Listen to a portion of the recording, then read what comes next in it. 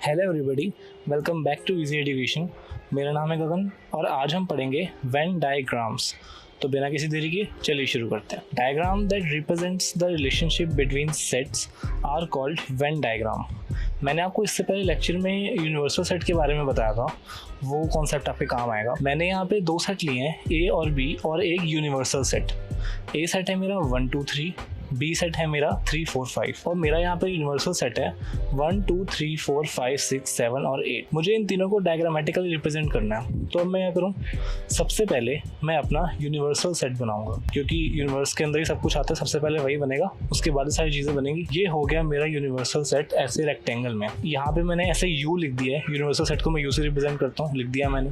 अब मेरा जो सेट ए है और सेट बी है उसको मैं सर्कल से रिप्रेजेंट करूंगा। ये है सेट ए और ये है बी। अब इसके अंदर के एलिमेंट्स लिखने हैं। ये लिख दिया मैंने ए के सेट के एलिमेंट्स 1 2 3 और ये है बी के सेट के एलिमेंट्स 3 4 5। अब ये 3 जो है ये दोनों में आ रहा है, तो अब मैं इन दोनों सर्कल को इंटरसेक्ट करवा दूंगा और इस खाली स्पेस में 3 लिख दूंगा, जस्ट बिकॉज की 3 दोनों में कॉमन है। और यहाँ पे हमने पहले पढ़ा हुआ है कि रोस्टर फॉर्म में हम कभी भी एलिमेंट्स को रिपीट नहीं करते, इसलिए यहाँ पे मैं 3 को एक ही बार लिखूंगा इन दोनों को इंटरसेक्ट करवा के। अब ऊपर यूनिवर्सल सेट में देखो, यहाँ 6 7 8 3 एलिमेंट्स यहाँ एक्स्ट्रा हैं जो ना ही सेट ए में है और ना ही बी में। तो अब मैं इसको कहाँ पे लिखूं? इसको मैं ए और बी सेट दोनों के ही बाहर लिखूंगा यहाँ पे। तो ये लीजिए, इस तरह से बनता है हमारा वेन डायग्राम। कुछ ना कुछ तो समझ आया ही होगा आपको वेन डायग्राम के बारे में। एक बात को याद रखना कि यूनिवर्सल सेट हमें दे रखा हो चाहे ना दे रखा हो, हम वेन डायग्राम बनाते समय एक ये रेक्टेंगल यूनिवर्सल सेट का बनाएंगे ही बनाएंगे, उसको हम नहीं छोड़ेंगे। ओके, अब यहाँ पे हमारे ना कुछ ऑपरेशंस होते हैं सेट्स के ऊपर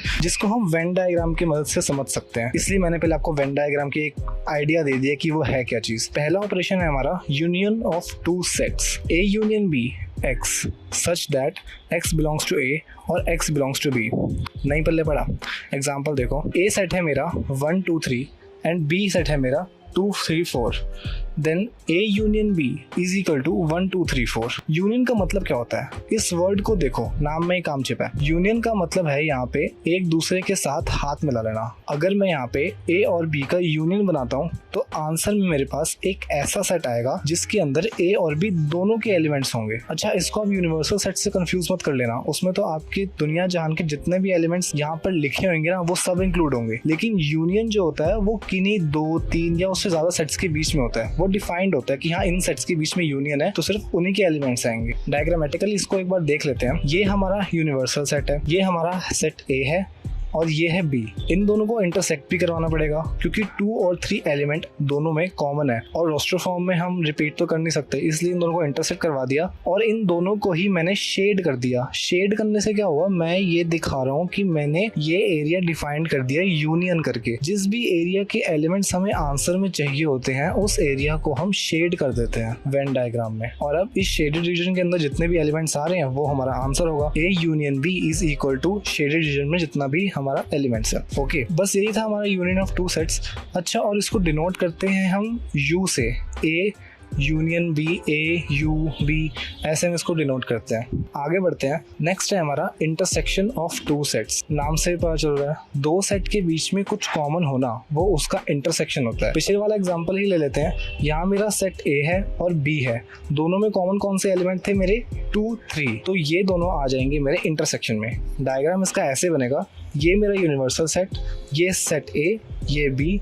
अब क्योंकि दोनों में कॉमन है तो इंटरसेक्ट करवा दो।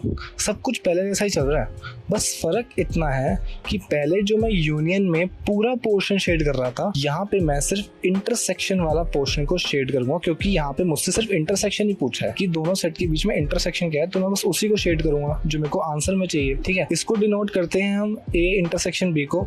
जो हम यूनियन में यू लिखा करते थे उसको उल्टा कर दो, बस उस यू को, वो उनका इंटरसेक्शन का साइन बन जाएगा ए इंटरसेक्शन बी। आपको कुछ कुछ तो आइडिया हो ही गया होगा कि इंटरसेक्शन क्या होता है, यूनियन क्या होता है। ये हमारे 2 इंपॉर्टेंट ऑपरेशन थे सेट के अंदर। इसके बाद जो भी ऑपरेशन आएंगे वो आपको पढ़ने जरूरी है। नेक्स्ट ऑपरेशन है हमारा डिफरेंस ऑफ 2 सेट। अगर मुझे यहाँ पे 2 सेट दे दे, ए और बी, सेट वही पुराने वाले हमारे, ए है 1 2 3, बी है 2 3 4। मुझे क्या बोला है यहाँ पे कि मुझे ए माइनस बी बताओ। एक बार इसकी एल्जेब्रिक डेफिनेशन देख लो पहले। A minus B is equal to x such that x belongs to A and x not belongs to B। इसका मतलब मुझे वो एलिमेंट्स लिखने हैं जो A में तो हैं लेकिन B से बिलोंग नहीं करते। इसका मतलब यहाँ पे मेरे पास जैसे सेट A है उसमें है 1 2 3 और सेट B है उसमें है 2 3 4। मुझे करना क्या है, A माइनस B करना है। तो मैं A सेट में से वो एलिमेंट माइनस कर दूंगा जो B के हैं। यहाँ पे A सेट के अंदर B के कौन सा एलिमेंट है, 2 और 3 एलिमेंट है। तो B वाला पोर्शन में अगर A से माइनस कर दूं तो मेरे पास क्या बचेगा, खाली एक ही एलिमेंट बचेगा जो कि है 1। A माइनस B मेरे पास आ जाएगा 1। इसको एक बार डायग्रामेटिकली समझेंगे तो ज्यादा अच्छे से समझ आएगा। वेन डायग्राम बनाते हैं इसका। पहले हम यूनिवर्सल सेट बनाएंगे, उसके बाद ये A बना दिया, ये B बना दिया। इन दोनों को इंटरसेक्ट भी कराना पड़ेगा क्योंकि 2 और 3 कॉमन है बीच में, ये लो करवा दिया। हमारे आंसर में क्या था, वो एलिमेंट जो सिर्फ A में हो और B में ना हो। A माइनस B करा था हमने, जितने भी एलिमेंट B के हैं वो एलिमिनेट हो जाएंगे। तो हमारे पास बचेगा क्या, सिर्फ ये वाला पोर्शन। मैंने बहुत बार एक बात को रिपीट कर दिया, आई थिंक आपको ये समझ में आ गया होगा। A में से B को घटाना है, बस A में से B वाले एलिमेंट्स को कम करना है, बाकी जो बचेगा वो हमारा आंसर। नेक्स्ट है हमारा कॉम्प्लीमेंट ऑफ अ सेट।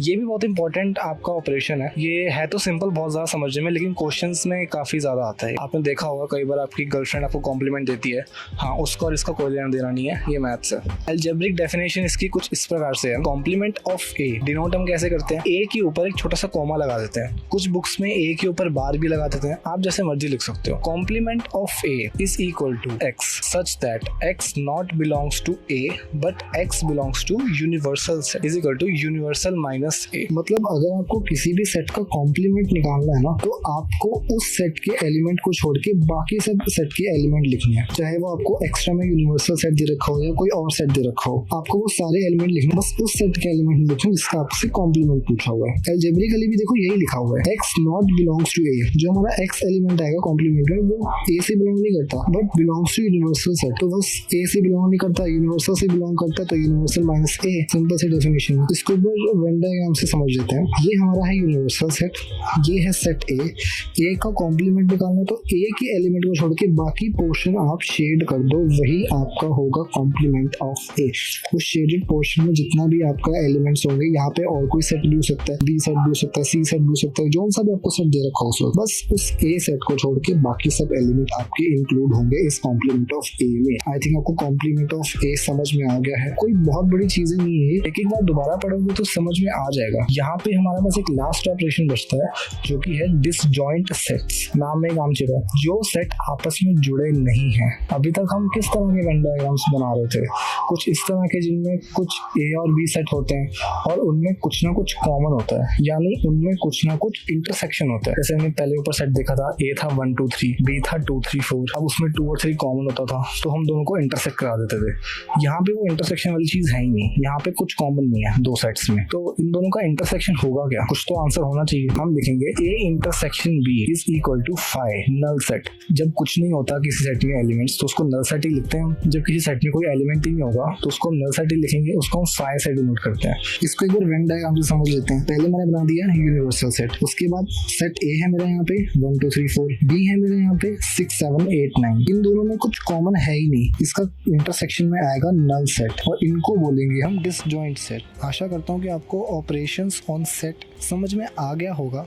अगर नहीं भी आया तो प्लीज़ एक बार वीडियो को रिवाइंड करके देखो, ज़रूर समझ में आएगा। इतनी कोई लंबी चौड़ी चीज़ नहीं है। कोई डाउट है तो कमेंट्स में ज़रूर पूछ सकते हो आप, मैं रिप्लाई ज़रूर करूँगा कमेंट्स को। इस लेक्चर को हम यही ख़त्म करते हैं, नेक्स्ट लेक्चर में मिलते हैं। तब तक के लिए सी या बाय बाय।